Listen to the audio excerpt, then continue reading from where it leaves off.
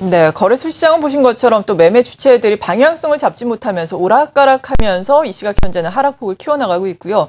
코스닥 시장에서는 또 기관이 대규모로 또 순매도를 하면서 낙폭을 훨씬 더 키워가면서 1.8% 하락을 하고 있습니다.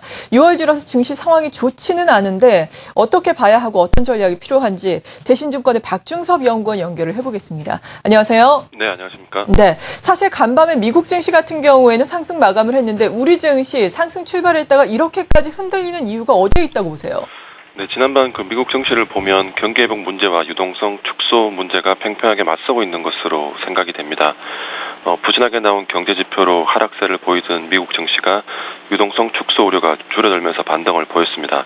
그러나 결국 그 증시의 방향을 좌우하는 것은 미국 경기 회복에 대한 자신감이 얼마나 커질 수 있느냐 하는 데 달려있다고 생각을 하고 있습니다.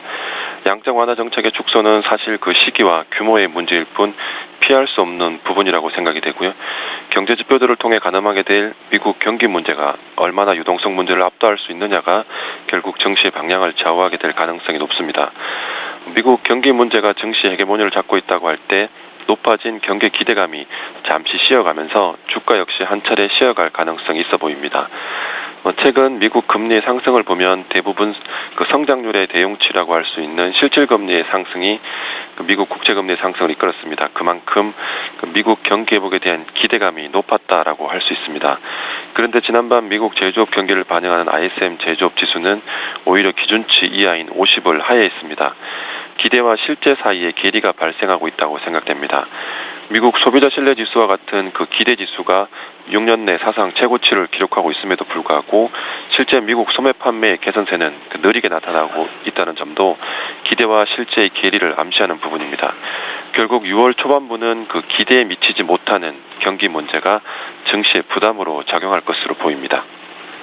네, 경기 회복에 대한 자신감을 가졌으니까 또 출구 전략에 대한 논의가 나오고 있는 거겠죠. 그럼에도 불구하고 또 경기 회복, 또 마침 이 경기 지표 뚜껑을 열어보니까 좋지 않게나 기대감이 다소 꺾이고 있는 양상인데요.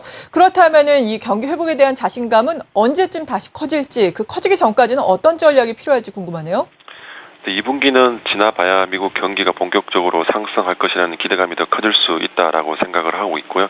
그래서 한 달 정도는 그 시장에서 눈치를 보기가 이어질 것으로 보입니다. 업종 전략에서는 단기적으로 그 일본 증시의 조정 양상이 지속되고 있고 엔화의 가치가 달러당 100엔 이하로 다시 내려왔다는 점에서 그동안 그 엔 약세의 상대적 피해주로 분류되었던 자동차와 IT주 같은 수출주들이 상대적인 강세를 이어갈 것으로 보입니다.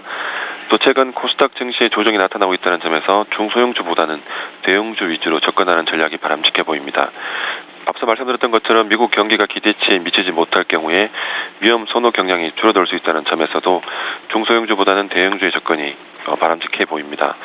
투자 기간을 장기로 잡고 하반기를 생각한다면 6월 초반 나타나게 될 주가 조정은 소재 산업재와 같은 경기 민감주의 비중을 확대하는 기회로 삼아야 한다고 생각합니다.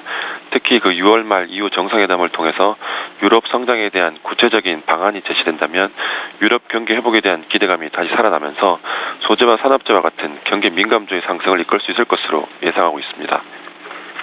네, 단기적으로는 중소형주보다 대형주라고 말씀해 주셨는데 단기적으로 또 내수주보다는 수출주라고 해주셨잖아요. 수출주 중에서도 특히나 어떤 종목에 관심을 갖고 계신지 여쭤봐도 되겠습니까? 예.